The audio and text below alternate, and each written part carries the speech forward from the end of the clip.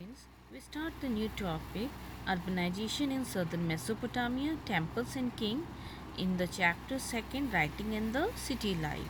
So, in the previous video, we saw how the city came into prominence in Mesopotamia. Cities gradually developed from various settlements, okay, were the religious town temples, trading town, trade flourished near the sea or the market center, and imperial towns. It is belonging or related to empire or king. So when we talk about the Mesopotamian temples, they have played a significant role in the history of Mesopotamia. So they constructed temples and dedicated them to different god and goddesses. Okay, if we talk about the earliest Mesopotamian temples, they were comparatively smaller in size, and you can see they were also made up of unbaked bricks. Unbaked bricks means which is not baked under heat or fire. So, with the passage of time, the temple begins to take new shapes. Their importance as well as the size began to increase. So, one of the peculiar features of this temple was that their outer walls, okay, had inward or outward bent at regular interval. It means it is having curved shape at regular interval. So the temple gradually developed its activity and became the main urban institutions. But there was another factors on the scene. Okay, the natural channel, you can see what are the factor here. When we talk about the in spite of being a very fertile land, if you talk about Mesopotamia, you can see the agriculture surrounded by many by crisis many times. Here there are the natural crisis and man-made crisis. So what are the natural crisis? You can see the natural channels of Euphrates rivers. Sometimes it have too much water, okay, and it flood the crops, and sometimes they would change the course of water, it remain dry. So as the archaeological records shows that village were periodically relocated, its mean is established again at a particular period of time. And when we talk about there were man-made problem also. So here you can see that those who lived in upstreams made a channels, okay, and they divert so much water into the field that people living in the downstreams, you can see, were left without water. Even they neglect to clear the silt, okay, from the stretch of the channels and blocking the flow of the water. So what happened, it was a early Mesopotamian countryside saw repeated conflicts over land and water between different communities, okay. So there is a conflict between different communities, and when you will see that there is a continuous warfare in a regions, and those chief, okay, who had been successful in war could oblige to their followers. He will be grateful to their followers by distributing the loots, okay, and could take the prisoners from the defeated groups to employ as their guard or slaves or servants, okay. So here you can see, so in this case they would increase their influence and power. So when we talk about the leader, okay, so you can see the leader was, or the head uh, of the community would not remain the same.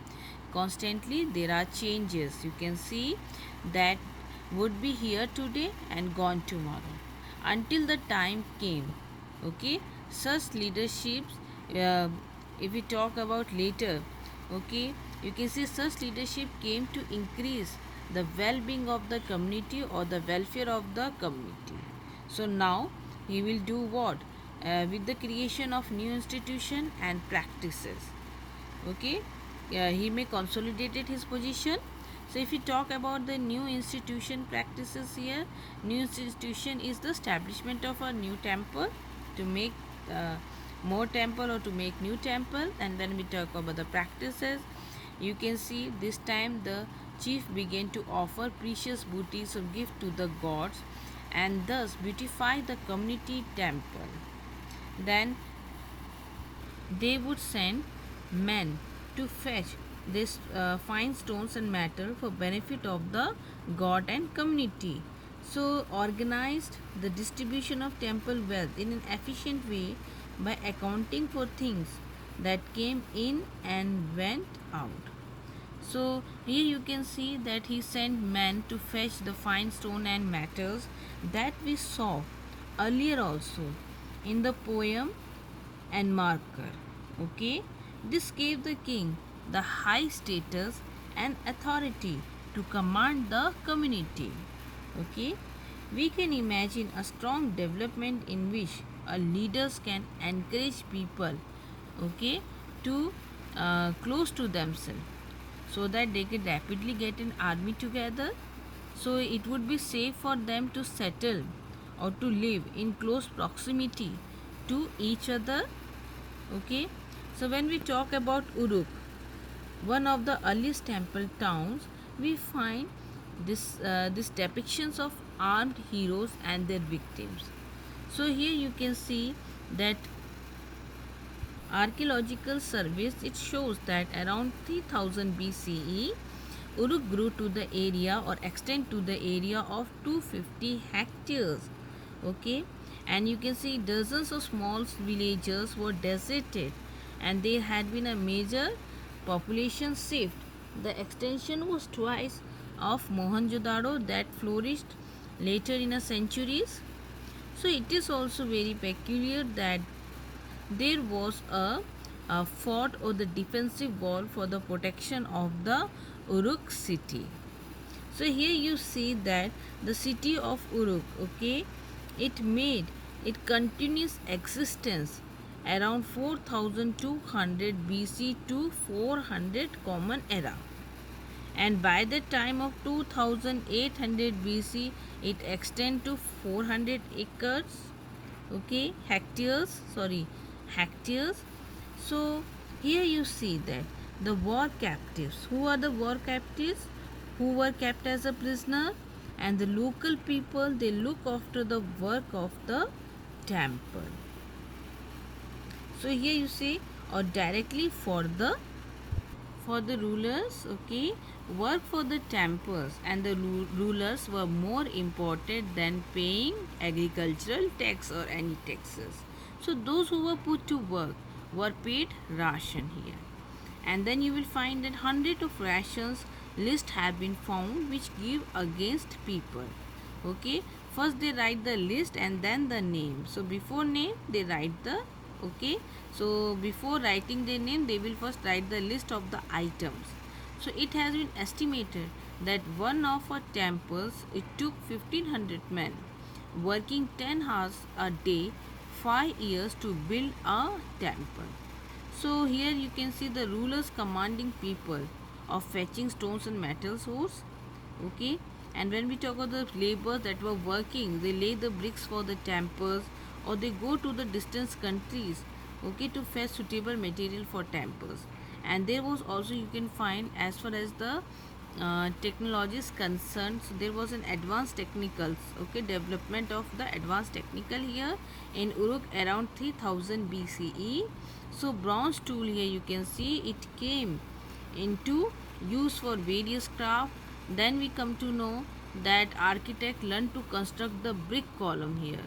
Okay, so somewhere it indicate what? It indicate the advancement of technology. So there being no suitable wood to bear the weight of the roof of large halls, so hundred of people were put to work at making and baking clay cones, okay, that could be pushed into the temple wall, painted in different color and creating a colorful decorations, okay, of making patterns. Then you can see in sculptures also there were super achievements, not in the easily available clay, but we can see that in important stones, okay, which were brought from other places. So and then there was a technological landmark that we can say is appropriate to an urban economy was what? That was the pot potteries, okay, the wheel. In the long run the wheels enables a potter's workshop to mass produce the dozen of pots at the same time. So here we saw the significance of the temple and how the temple has become the what center or the urban institutions